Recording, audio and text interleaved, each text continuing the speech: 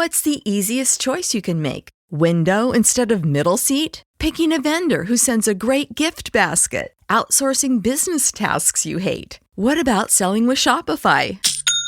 Whether you're selling a little or a lot, Shopify helps you do your thing, however you cha-ching. Shopify is the global commerce platform that helps you sell at every stage of your business. From the launch your online shop stage to the first real-life store stage, all the way to the did we just hit a million orders stage. Shopify's there to help you grow. Whether you're selling scented soap or offering outdoor outfits, Shopify helps you sell. Wherever and whatever you're selling, Shopify's got you covered. Sign up for a $1 per month trial period at shopify.com/try. Go to shopify.com/try now to grow your business, no matter what stage you're in. Shopify.com/try.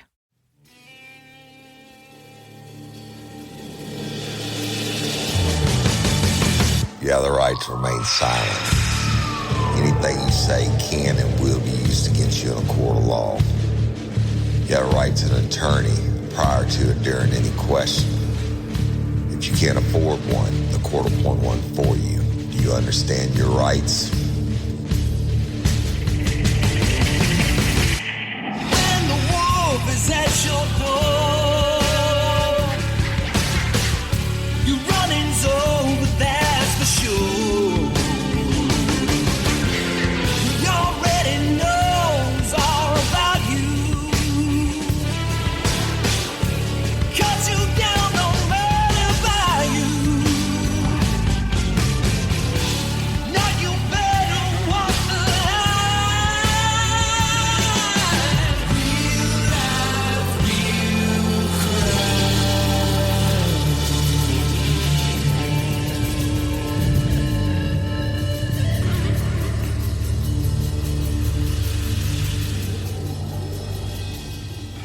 real Warning, this episode of Real Life, Real Crime, the podcast, may contain descriptions of acts of violence or that of a sexual nature and should be for people that are 18 years or older.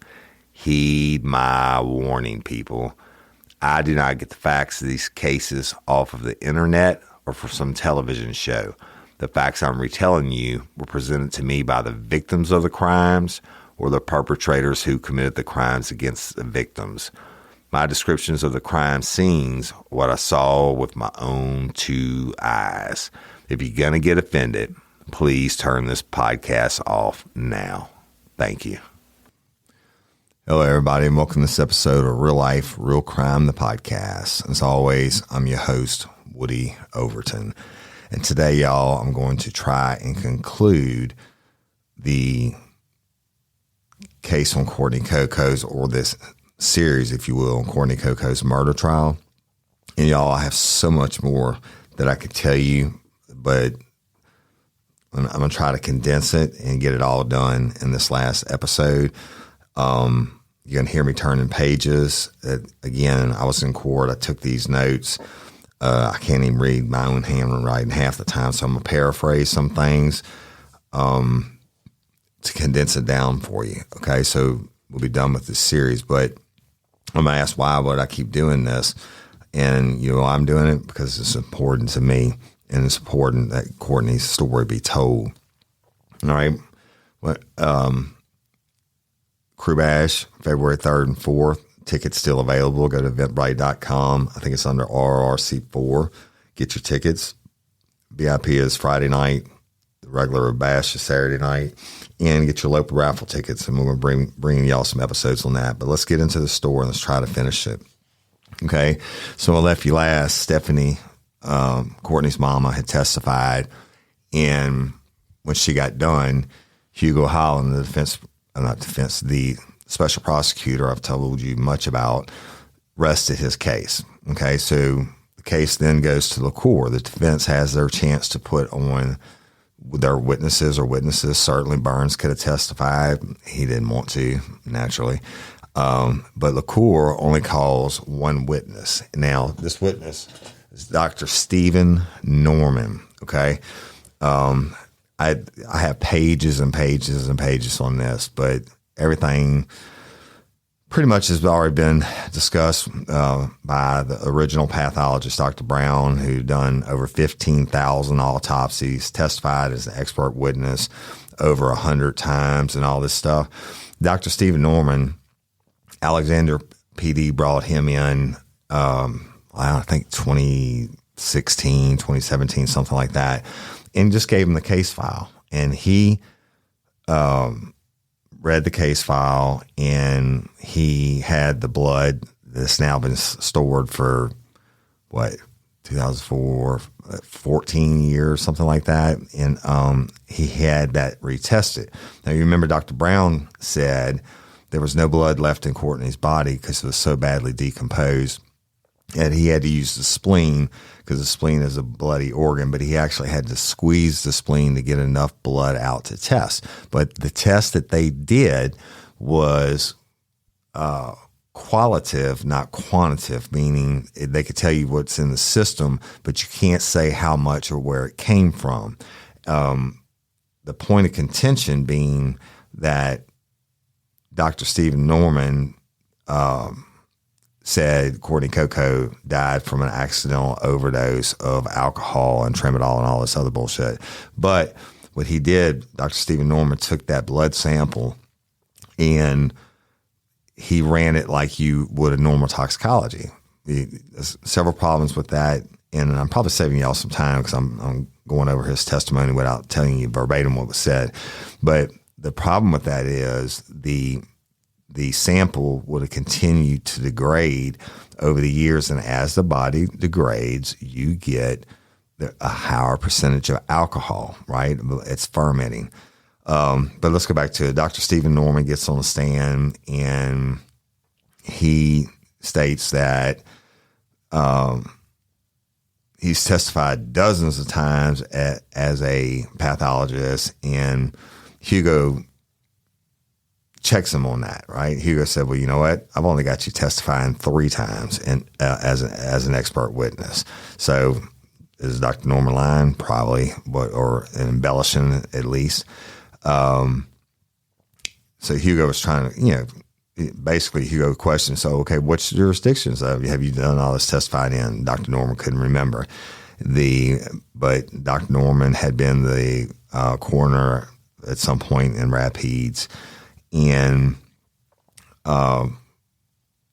Hugo basically stuck him out and said, when was the last time you received any forensic pathology training? And Dr. Norman had to admit that it was way back in the 70s. And Hugo said, so last time you received any training on how to conduct a criminal autopsy was when Jimmy Carter was president, and he had to admit to it. Now, look, Dr. Stephen Norman, I don't know how old he is. He's probably late 60s, early 70s, something like that. He's retired now, y'all.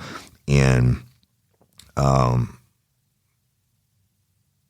obviously a very intelligent man, but my personal feelings is he's full of shit. So when Hugo ask him, so he said, do you know that Dr. Brown has testified in over 15,000 criminal pathology cases or homicides he's worked? And Dr. Brown said, I don't believe that. And Hugo was like, what do you mean you don't believe that? And he said, are you calling Dr. Brown a liar? And he's like, I don't think that's true. He said, well, so you're calling him a liar? And he said, well, I mean, I just think that's highly suspect. Hugo basically locks Dr. Norman in his entire career. He says he's done approximately, out of all the autopsies he said he did, that approximately 50 of them were all by people who died violent deaths, okay? So he says, Norman says, I think that he'd done approximately 500 autopsies, and Hugo locks him into that roughly 50 of those were by people who died of violent death. And Hugo asked him, well, if you're qualified to perform forensic autopsies, then why, when you were coroner, did you send all your autopsies to another doctor? So Hugo had him on that. Then LaCour gets up and starts to go over him, with him about when he reviewed the autopsy in 2016, or made his own autopsy report in 2016, that he was brought in by the Alexandria Police Department, and he looked at reports and the autopsy on Coco. Dr. Norman stated that he offered to do this after he saw the name in the newspaper, and he said he could be available without pay to review Courtney's case. And y'all, I'm going to say, Dr. Norman cites 3 articles which contradicted Dr. Brown's, but basically what he says, and you're going to hear pages turn. Basically what he says is that Courtney absolutely died of an accidental overdose, and she drank herself to death, and had tramadol, et cetera, in her system. And the LaCour asked him about testing the spleen. He said, wouldn't it have been better to test from the liver, the blood from the liver? Well, the problem with that, y'all, is if you remember, Dr. Brown testified there was no blood in the liver. The only place he could get blood from was the spleen. Everything else was gone. Her body was too badly decomposed. So LaCour's looking like a dumbass on that. It just goes on and on and on about,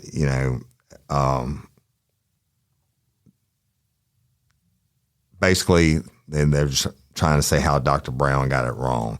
Now, you remember Dr. Brown, was in his 80s, and not when the Courtney Coco's case happened, but Dr. Brown actually saw Courtney's body.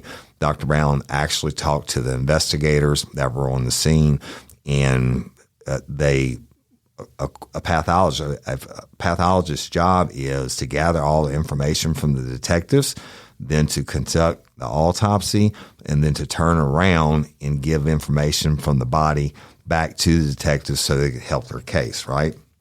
And I'm not going to read you all this shit. It just goes, I got like 20 pages of LaCour talking to this idiot.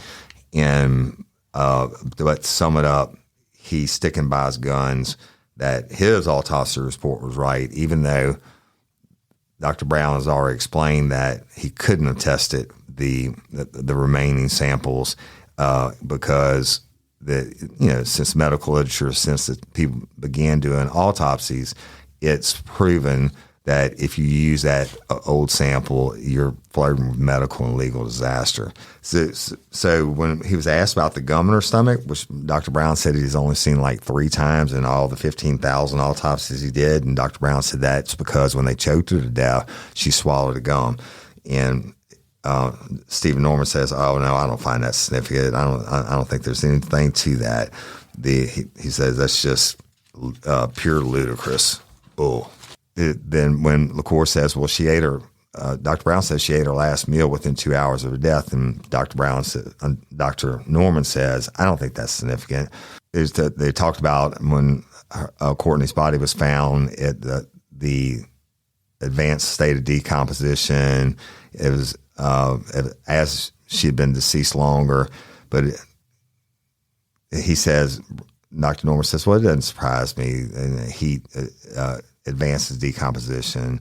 So LaCour says, "Doc, in your expert opinion, do we know what caused the death of Courtney Coco?" And he said, "My opinion is alcohol and tramadol." And he said, "I completely disagree with Dr. Brown's autopsy report." Right? So Hugo gets back up and he says, "Of the autopsies you conducted, there were about 50 of violent deaths." And he said, "Are you aware Dr. Brown did over 15,000? And again, this is what I told you all a minute ago. He said, "I don't believe that." So Hugo says, "Are you suggesting Dr. Brown lied?" He said, "Well, I'm very surprised on that." And he said, "You're walking backwards now. So the 50 autopsies that you've done, you 3 times you testified in court." He said, "You're aware Dr. Brown has testified hundreds of times?" And Norman says no. He said, "Well, in your CV, you list your last formal training as in the 70s. And he said, yes. Talking about in forensic pathology, y'all. And he said, also, you've never been board certified pathologist. And Dr. Norman says, no, I've not. So he's not even in the ballpark with Dr. Brown, y'all. And on the tolerance part, Hugo, basically, I'm going to sum it up for you. Hugo said, someone uses drugs over a long period of time, don't they develop a tolerance for it? And he was like, well, they could. And he said, what about alcohol? And he said, well, I don't know. And he said, well, correct me if I'm wrong. For someone who doesn't drink at all, would a blood alcohol of 0.25, would that person pass out? Dr. Norman says, yes. He said, so blood alcohol 0.25, and Dr. Norman tried to cut him off and say something else. And Hugo said, hey, I went to law school. I get to ask the questions. You don't. Now, at this point, Hugo's hammering his ass, right? And rightfully so. He said, how many of the 50 autopsies you did were on decomposed bodies?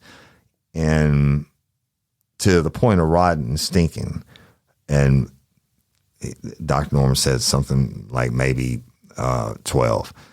So then they get into all these medical terms, and they talked about the spleen. Hugo showed him the article that Dr. Brown had presented that's been used since the beginning of time, and Dr. Norman was like, I don't know about that, et cetera. So Hugo says, do you agree with Dr. Brown about the qualitative, not quantitative? And Dr. Norman says, well, this is very interesting. He said, well, do you agree with him that that's the only way it can be viewed? And he said, well, Dr. Norman says, well, I'd have to think about that. And it just goes on and on, y'all. Basically, at the end of the day, I'm going to turn some pages. I guess it's how many I have, and I'm trying to save y'all some time. Because at the end of the day, Dr. Norman is trying to defend his position, which he has no fucking position. He never saw Courtney. He had some blood tested years later. He never read. Hugo got to admit, did you ever talk to any detectives on the case? No. Did you ever read the case file on the case? He said no. Did you read the police reports on the case? He said no. He said, so basically, you just got information from APD that this girl had died. He said, well, I read the original autopsy. And he said, oh, no. Listen to me. He said, basically, you just read that original autopsy and you didn't work with any law enforcement. You didn't have any other knowledge other than what you found in the original autopsy. And he had to admit that that was true. All right, so I'm going to get on past this, y'all. LaCour got back up and on the redirect to try to save Dr. Brown and just didn't do it justice. I mean, it was ridiculous. Hey, ladies, are you feeling overwhelmed by hormonal changes? Well, you're definitely not alone. There are more than 1,000 hormone disruptors living in our environment right now. It's in your food, your water, the air you breathe, the clothes you wear, your skincare products. They all mess with your hormones. Then there's the natural hormone changes your body goes through, premenopause, menopause. And while it's a natural process, it doesn't mean you have to suffer through it. The good news is you don't have to suffer through it anymore because now you have Hormone Harmony, a formula made only with herbal ingredients that are shown to reduce hormonal symptoms in women of all ages. Hormone Harmony is not just a hormone supporting supplement. It's become a phenomenon. Women can't stop talking about it on social media. A bottle of Hormone Harmony is sold every 24 seconds. And the biggest benefit? Well, my wife says it makes her feel like her own self again. And that's what women mention over and over in the reviews. And there are over 30,000 reviews for Hormone Harmony. And for a limited time, you can get 15% off your entire first order at happymammoth.com. Just use code RLRC at checkout. That's happymammoth.com and use code RLRC for 15% off today. That's happymammoth.com and use code RLRC. Spark something uncommon this holiday with just the right gift from Uncommon Goods. The busy holiday season is here, and Uncommon Goods makes it less stressful with incredible hand-picked gifts for everyone on your list, all in one spot. Gifts to spark joy, wonder, delight, and that's exactly what I wanted feeling. Hey, y'all, I ordered a super cool piece. It's a candle with a sculpture of LSU's Tiger Stadium on top of it.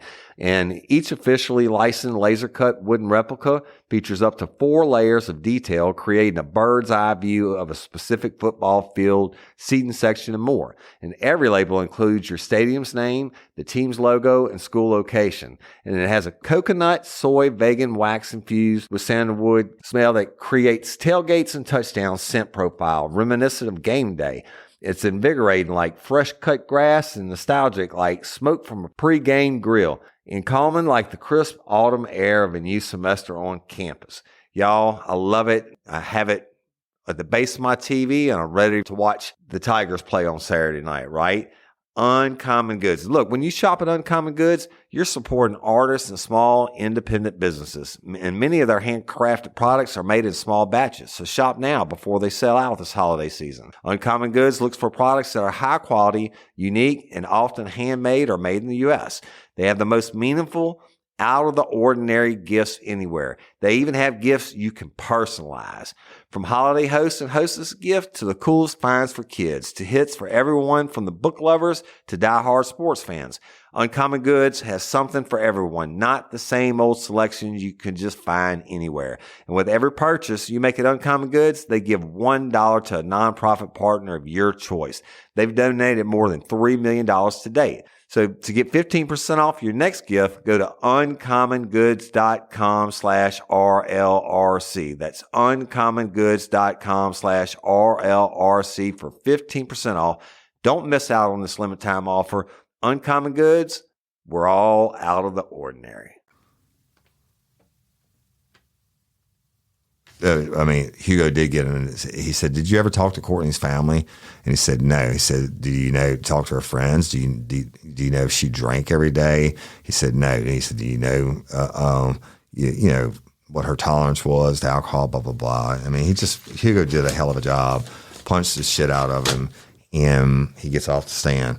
Then we go to closing arguments, y'all. Now, in closing arguments, I told you in the beginning, Hugo gets to get up and do his opening statements of the closing arguments, if you will. LaCour gets to get up and do his part, and then Hugo gets to get up and have the final say-so. So Hugo gets up, and he shows on the TV screen, moderation in pursuit of justice is no virtue. He said, "I consider myself an honest man, and I take my job serious." He said, "I'm going to sit up here so not to block y'all's view." Y'all, he's moving out of the way of the TV. He said, "Guilt shall not escape." He said, "Why I told you we wouldn't be here if I didn't believe that David Anthony Burns killed Courtney." He said, "I am extremely proud to speak for the dead because Courtney can't speak for herself." He said, "Killing of a human being, the body dumped or positioned, who were more qualified? Dr. Brown, who did over 15,000 autopsies over 50 years, is board certified, and he had the case detective with him. He says is a homicide. Now, Dr. Norman, who's a clinical pathologist, never reviewed the police report or crime scene photos. He only did 15,000, that's what he testified, 15,000 autopsies, and he's only testified 3 times. He called Dr. Brown a liar. Do you believe he lied? Now, he's talking to the jury, y'all. He said, "I told y'all I was going to challenge Mr. LaCour to prove that this wasn't a homicide. And I gave you the reasonable explanation how this can't be anything but murder."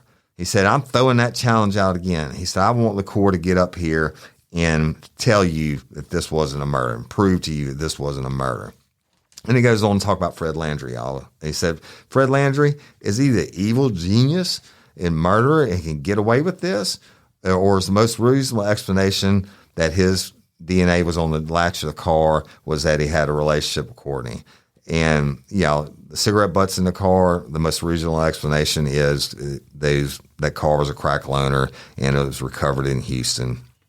And a bunch of people had access to it. So, and I want you to keep the Occam's razor theory in mind, y'all. That basically says that in lack of other knowledge, that the most reasonable explanation is the truth. And Hugo goes on. He said, "We know it's a homicide. Dr. Brown said so. And he has far more experience than Dr. Stephen Norman." He said, "Now let's go to Wayne Durson." And y'all remember he's the one that went off on the core. And in the courtroom pointed at Burns and said, "Why don't you be a man and stand up and tell these people what you told me?" Wayne Durson says it's a homicide. And he said, "I ain't got no damn reason to lie." Now, Charlene, she said Burns told her that he strangled Courtney Coco. He said Seamus said Burns said that he killed Courtney. He said 3 people under oath swore that Burns said that he did it. Durson said Burns told him about the body being dumped in Texas. Charlene says Burns told him about dumping the body in Texas. Seamus said that Burns told him about dumping the body in Texas. Tiffany Cedar said Seamus had to go to Winnie. She had to go to Winnie, Texas, to get Seamus one time. He said, Hugo says, "I suggest we know Courtney's body was wrapped in a blanket, maybe plastic." Charlene says plastic, and then I put Miss Ann on the stand about how the shower curtain was missing. Well, she was wrapped up in plastic and a blanket. I don't know. I wasn't there. He says, "We know her bedspread was missing." Clyde Griffin said he saw Prince driving her car. Charlene said Burns told her that Prince was involved in the murder. Burns didn't go to Winnie, Texas, back up and drop the body, and then hike back. You heard Dr. Scanlon said there's no physical evidence at the scene that it was a dump site. And Burns told Charlene there was a silver Mustang involved and Billy Earhart owned one. These things proved consistent with Seamus' statements. Now, Jude Lawson told you he remembered JW and 8 on the plate. He ultimately ends up picking him, drawing a photograph of him, and then picks him out of a photograph lineup being Burns, him being Burns. And he says he gets his dates mixed up, but he remembered he was coming from the store, and the store was closing around 10 p.m. And June says the car was not pulled in the building, and it was parked to the left, and he saw someone walking around and get into the car. And as he did, he saw the silhouette. He picked him out of the lineup under oath, knowing he might send someone to prison for the rest of their life. Jude still pointed out David Anthony Burns. Dr. Gazelle, the math doctor, y'all, said there's a less than 1% chance that Jude can guess even a partial plate by getting a glance of it at nighttime. He said, "I'm going to suggest that Jude remembers events, not dates." Now, Janet Bayon, the only day she had her trailer on the truck, and the only day she was traveling that road was on Sunday, October the 3rd at night around that same time. She sees the almost wreck and remembers Jude coming to do a report. She's never wavered in her statement, y'all. Jude's dates weren't clear, but he was positive about this David Anthony Burns driving the vehicle. Some stray issues about lacing the money. He said, "I don't know. I don't have any doubt that Durson or Charlene heard what they heard." He said, "I asked Stephanie, was it common knowledge that Courtney was getting money in the family?" And Stephanie said yes. And guess what? Burns was part of the family. "I suggest Burns did not know the annuity that was paid went away after Courtney's death. If I could prove Seamus had been there beyond a reasonable doubt, he would be up here on trial too. And Lace, if I had proof of her being involved, I'd prosecute her too." And about Miss Stephanie and LaCour saying that Courtney only dated black men. And that's because he's trying to establish and say that Courtney wouldn't have an affair with Burns because he is white. But Courtney is having an affair with Burns. And Seamus Setless said, looks like, about Courtney's body, looks like it been beaten to hell, is all black and blue from the waist up. So let's go back to Friday night. Lace and Burns have a fight. Burns leaves. He comes back. They have another fight. He leaves. He's gone the whole weekend. He said, I'm saying that Burns ran to Courtney. She was dressed for bed. And I can only guess the conversation. Maybe it was that Courtney said, I'm going back to Jitty. Or maybe Courtney said that she had an STD and that she gave it to him, or he gave it to her, or whatever. But Burns gets mad and squeezes the life out of her. So what does Burns think then? I mean, he said, what'd I do with her body? Burns drove there. He can't have anyone see this. See, this is where their case that it wasn't homicide falls apart. He said, why not leave her there? Why dump her body in Texas? She's going to be discovered, wraps her up, covered by a shower curtain, bed, spread, both are missing. And then Hugo showed the pictures, y'all, of the board under the mattress. And he says Burns then got to make 2 phone calls. First to Prince, probably said, hey, can I leave her car with you? And then he called Seamus to help dump her body. Dr. Brown said the smell of Courtney's body would have been rotten and would have permeated everything. Texas Rangers didn't say anything about the rotten smell in Courtney's car when they found it in Houston. Seamus shows up in a silver Mustang. Courtney gets put in the back of the Mustang, and likely that's riding that car with Prince driving. Likely her being put in the silver Mustang and not her own car, because Prince was driving that car, Courtney's car, around on Saturday, and he wouldn't have been doing that if it had stunk to high heaven.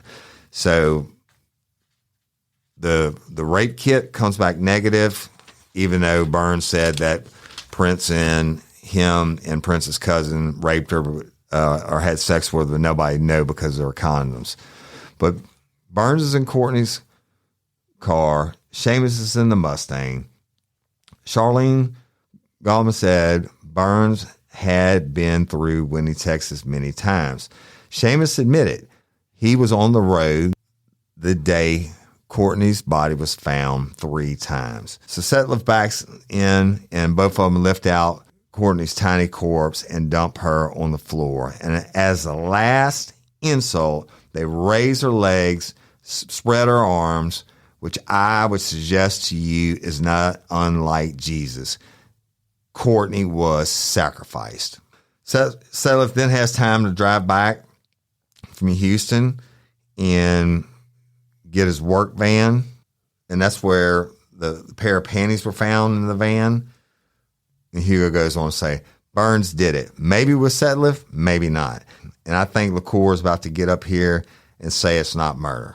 Burns robbed that woman of the opportunity to have a life. Make him pay. All right, y'all, that's Hugo's opening salvo. LaCour gets up, do his closing argument. Look, I don't have to spend a bunch of time reading this. And I'm going to paraphrase it because it just doesn't make any sense. Hugo was exactly right on what he's going to say. Basically, he says it's not murder. Dr. Stephen Norman says it's an accidental overdose.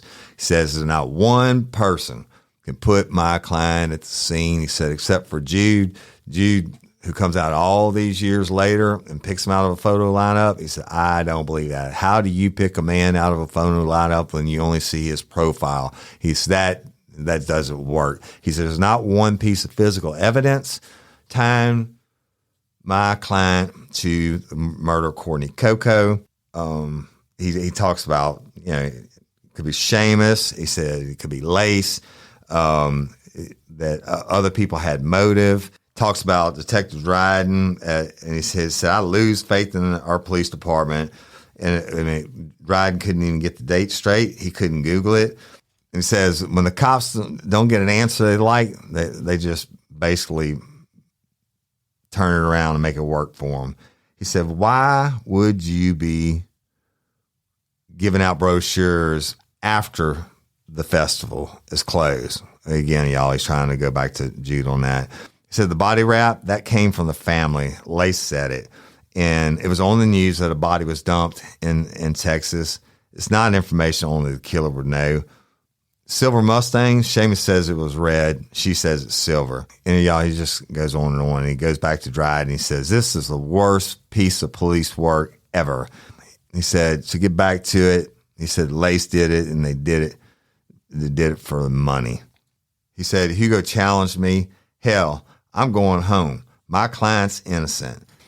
LaCour says that she moved out and she only dated black men and she moved into an all-black neighborhood to date all blacks. And he goes on to talk about Fred Landry. He said, that's the biggest guy I've ever seen. And he said, I know this is crazy. And he said, I'm not laughing. He said, no one could put Burns at her house Friday or Saturday. There's no testimony that he smelled like death. It says that anybody could be suspect on killing Courtney Coco. She could have told someone that she'd given them the STD. They could have killed her. Seamus, he says, Seamus, I don't know what's fact or fiction. His credibility is shot. I saw him on the video at the dunes, and he looks like he's creeping. So then you got Prince. I know Prince was seen driving Courtney's car, and he's in prison. We don't know how Prince got in the car. And then moves on to y'all, and he talks about the Dr. Stephen Norman saying it was an accidental overdose. You can't determine that it's a homicide. Dr. Brown is guessing that it's a homicide. He said, I think Courtney passed out, and Judy's a black man with a white woman that passed out, and he got scared, so he got rid of the body. Then the court goes on to tell the jury, he said, belief is not proof. You have to prove guilty beyond a reasonable doubt, and they have not done that. So y'all going to have to go back and make your own decisions. And this case is filled with holes, basically, is what he's saying, beyond a reasonable doubt. So Hugo goes through like 12 steps and disproves everything LaCour just got up and said. And at the end of it, he said, I challenged LaCour to get up here and explain that this was not a homicide. He failed. Burns confessed. Jude Wilson ID'd him. He said, I've given you everything. Go back to that jury room and come back with a guilty verdict. And he said, now the judge is going to give you some instructions. And y'all, what happened after that, the judge gives charges to juries, what they call it, and she defines what the charge is, second-degree murder, has to have specific intent, and goes on evidence and tells them, just gives them all the instructions. So it's a long, boring list of shit. And so the jury goes out. All right. Now, we are sitting in the courtroom and we have to stand up, all rise. The jury goes out. It's late in the evening, y'all. It's like, I don't know, 5 o'clock or something. I'd have to go back and look at it because it's been some months now. And they go out, and all of a sudden it's like, holy shit, it's really over, right? But it's not, because the jury's deliberating. And I knew that they were coming back with a guilty verdict, but you can never be totally sure. And this case was 18 years almost to the day, 18 years and a month. The jury got charged. They go out. We go downstairs. I go downstairs to my truck. I call my wife and hanging out and waiting. I go back over to the courthouse, and I go back up to the fourth floor, and I sit on the side, and I could hear people talking in the hallway, family members and all that. And, it's right at getting dark. And all of a sudden they say, the judge is calling everybody back in. The judge is calling everybody back in. And I'm like, that's no big deal, y'all. I heard Miss Stephanie say, where's Woody? And so I went around the corner. I said, hey, I'm right here. I said, listen, this is probably the jury coming back out with a question or something. Y'all, it had only been like an hour and 5 minutes. And I said, this is probably the jury coming back with some questions that they need cleared up or whatever. I said, there's no way this jury's coming back this fast. Now, generally, the rule of thumb is the longer the jury is out, the worse it is for the prosecution. The quicker they come back, the better it is for the prosecution, right? And my fastest case I ever had was on double clutch for 4 aggravated rapes. And the jury, it took them longer to pick a jury foreman than it did to convict him for the vote. The vote came back they were back in like 30 minutes. So I'm truly thinking that this is just going to be a question. So we file back in the courtroom, and I sit down beside Miss Stephanie on the front row, and shit, the judge comes in. And we have to stand for her, and then she sits down and she said, okay, we have a verdict in this case. So I'm like, what the fuck? And now we're all holding hands and stuff, and I'm like, I can't believe they have a verdict, and it's this fast. And so they bring the jury back in. We had to rise for them and sit down, and then judge says, I understand, jury foreman, that y'all have reached a verdict. And they said, yes. And he said, you can hand the verdict. And the bailiff took the verdict, and she read it, gave it to the judge. The judge read it, and the judge gave it to the clerk and said, Madam Clerk, will you read the verdict? Now, this point, everybody's just bent over praying, crying, but it's quiet, it's silent. And I'm looking diagonally across at Burns, and the clerk reads, I'm going to paraphrase this, y'all. And the clerk reads, on the charge of second-degree murder, the state of Louisiana versus David Anthony Burns, we, the jury, find the defendant guilty on the murder of Courtney Coco. Y'all, I'm watching Burns, and it looked like somebody kicked him in the nuts.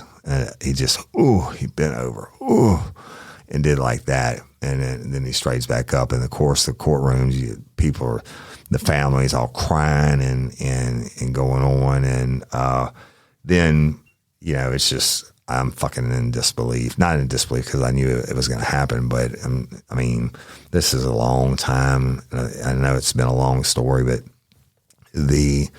I don't know.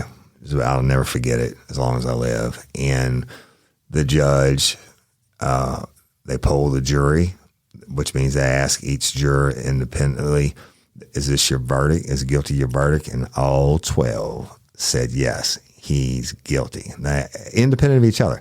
Is this your verdict? Yes, guilty is my verdict. Yes, guilty is my verdict. Yes, guilty. It's 12 times, y'all. And then she thanks the jury and dismisses them and sets the sentencing for, a month away or whatever it was. And of course, LaCour, before she even does that, he's throwing in, I wanted a pill, and this is a blah, blah, blah, blah, blah, blah. And he's acting like he's all butthurt. He got his ass whipped. David Anthony Burns, fuck you. You murdered Courtney Coco, and you're going to die in Angola. Hey, y'all, let me tell you about Gobble. All Gobble meal kits are pre-prepped. That means less work for you and less waste in your kitchen. Their meal kits include everything you need so you can save time at the store or just skip that trip entirely. I got the box in and I had 3 different meals. I had a Kung Pao chicken, crispy fish tacos, and a beef bourguignon, however you say it. But let me tell you about the classic beef bourguignon. Look, it came with beef pot roast and a beef broth concentrate, red wine demi-glaze, cremini mushrooms, cipollone onions, mashed potatoes, baby carrots, and rosemary thyme butter. It was so easy to make. Literally like 15 minutes it took Cindy. And let me tell you something, all the dishes were fire, but this thing was like a taste explosion in my mouth. It's just unreal. We've got to spend more time together and more time doing the things we love because everything came in this one single box right to my door. So see what a difference Gobble will make for your household. Right now, they're offering my listeners a fantastic limited time deal. You get $120 off across 4 boxes plus free shipping and free cookies. And let me tell you, those cookies, I ate one that was sin baked and it was delicious. Go to gobble.com/real life. That's GOBBLE.com/real life for $120 off your first 4 boxes. This offer is not available on the home site, so don't miss out. This is genius. It's taste explosions in your mouth like you never had. Then it came time, y'all, at the end of, after all the course bullshit ejections, including what she said, there's no evidence in this, Your Honor, blah, blah, blah, blah, blah, blah, blah. And the judge goes to pick a sentencing date. And she gave him a bunch of dates in November. And the first one she said, I think, was November the 20th. And when she said that, Stephanie, we were holding hands, they're still all crying and stuff. Stephanie says, that's his birthday. That's his birthday. And the court says, Your Honor, I'd ask that you pick any other date but that date because that's my client's birthday. So she moved it back like another week, right? And we came back for the sentencing, and I think it was the end of November. We go in, we expect to have the sentencing that day, and the court comes late to court as usual. And then he walks up to the judge, not on the record, but he says, Your Honor, I want to move the sentencing to another date. She said, no way. She said, it's happening today. He said, well, then I need a 10-minute recess. And she's like, okay, take however much time you need, right? Once again, we're all fucking waiting on the court. What the court does is goes downstairs and files 2 motions. Bullshit motions, same things he's already, I think, one to dismiss the verdict and one for whatever the fuck else. I don't even remember. It's stupid. But in doing so, he knew we had a packed courtroom. All the lifers were there. The family members were there. I'm talking about the lifers drove in from all over, right? I mean, there's standing room on. You can't even stand. There are people standing all along the walls. Everything was jam-packed. And the court files those fucking motions. And he knew what he was doing. The judge said, oh, I'll hear your motions. But she was pissed. I knew what was coming. So he went through his motions about all this, and this should be dismissed and overturned, blah, blah, whatever. Judge denied both of the motions. But the court knew what he was doing. He's saying fuck you to everybody in that room because they were all there to hear the victim's impact statements and to hear the sentencing that day. Well, because he filed those last-minute motions after he got to the courthouse, and by Louisiana law, the judge could not sentence Burns for 24 hours. Now, the court knows the judge has got a full docket. And like the next day she had a trial starting and all that. And he's thinking he's going to get it pushed back for however long. And the judge was pissed, right? And she leaves and she comes back in and she's like, you know what? I'm going to set sentencing for tomorrow at 1 p.m. This is like 9:30, 10 o'clock, y'all. She said, therefore, and of course everybody's pissed, but I knew it was coming. And she said, therefore, it would have been more than 24 hours since I denied the defense's motions, and under Louisiana law, that if they file a motion, I cannot rule upon a motion and sentence the defendant in the same 24-hour period. She said, but I'll sentence him tomorrow at 1 p.m. And she said, and furthermore, I'm going to proceed and listen to all the victims' impact statements today because everybody's here, and I don't want everybody to have to come back. And so that really pissed LaCour off. But she did it. And y'all, I'm going to put it up for Patreon convicts or whatever, and it won't be this week. And it is. I had Shane McBride in from Wisconsin, McLaur Whitetail Adventures. He was kind of watching my back because of the shit they pulled back in October. And he was sitting in the back courtroom. And he said, I have never heard any shit like that in my life. Now, all the family members got to get up and give their statements to Burns. And they were strong. They were powerful. It was just, you could hear a pin drop. Everybody's crying. And the last one was Miss Stephanie. And she laid into him after 18 years of waiting. But anyway, I'll put that up for y'all. And I was thinking, oh shit, I know Burns is going to get his chance, but is he so stupid enough to get up and give a statement? And guess what? He did. He did it. He had to have the last word. But joke's on him, because he spent Christmas in Angola. And what's the next holiday? Oh, guess what? David Anthony Burns, you're not going to Mardi Gras this year, bitch. They don't have Mardi Gras in Angola. And then it'll be Easter. Well, you might get a piece of ham, Burns, on Easter. I doubt it. You ain't getting any Easter eggs and whatever. You're not going to crawfish bowls this year, homie, and you never will again. You murdered Courtney Coco. Lifers, I want to thank all of y'all for sticking with me through this. The next episode you get will be Woody Overton, old school, real life, real crime. But this story means the world to me. Courtney Coco's life story needs to be told. This piece of shit that murdered her, found guilty by a jury of his peers, not Woody Overton, although I know he did it. He's going to die in prison, and he should. I actually think he should get choked out like Courtney did. But, you know, Angola is pretty good too for him. So next time it'll be old cop stories again. And I know this was long, and I condensed this last one, and then we had the holidays, and we swapped out some episodes of Bloody Angola because of, it was holidays. Fuck me, and we had to take time off and be with our families. But y'all, Real Life, Real Crime Daily drops on Monday, Wednesdays, and Fridays. It's a huge success, higher numbers than we've ever seen.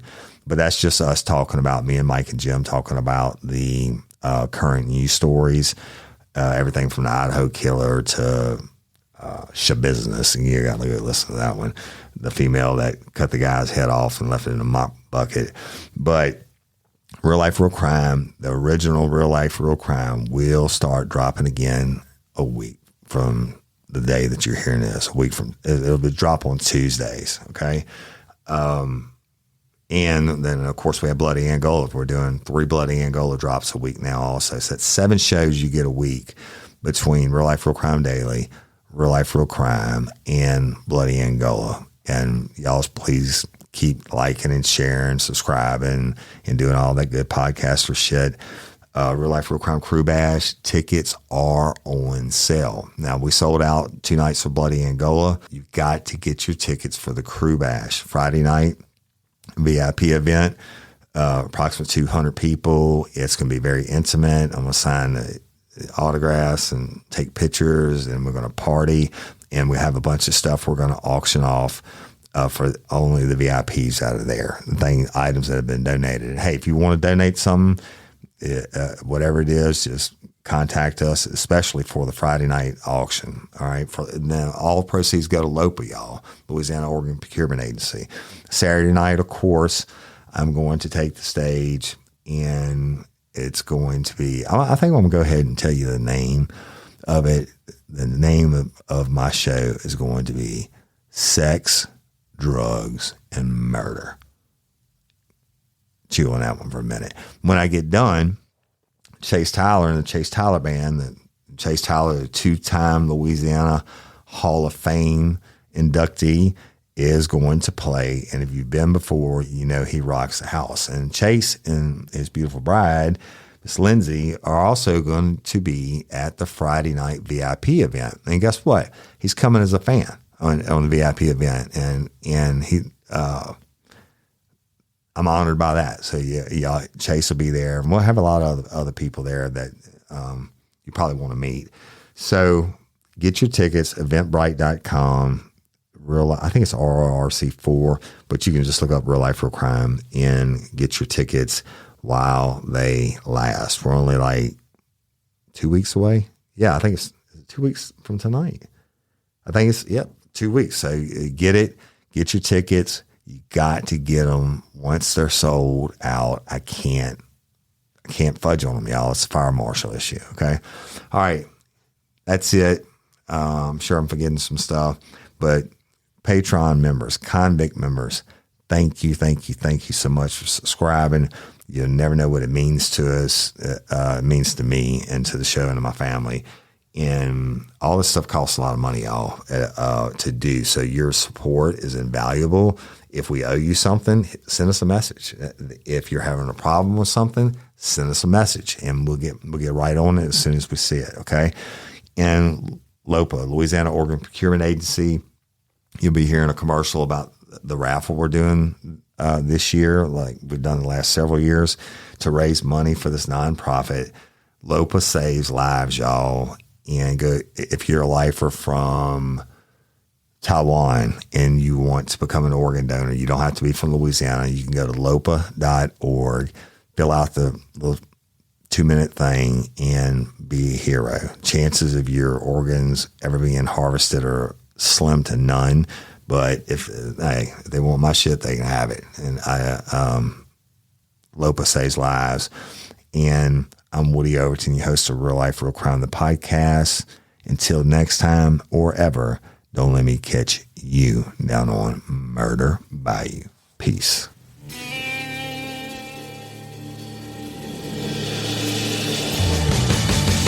You have the right to remain silent. Anything you say can and will be used against you in a court of law. You have a right to an attorney prior to or during any question. If you can't afford one, the court will appoint one for you. Do you understand your rights? And the wolf is at your door.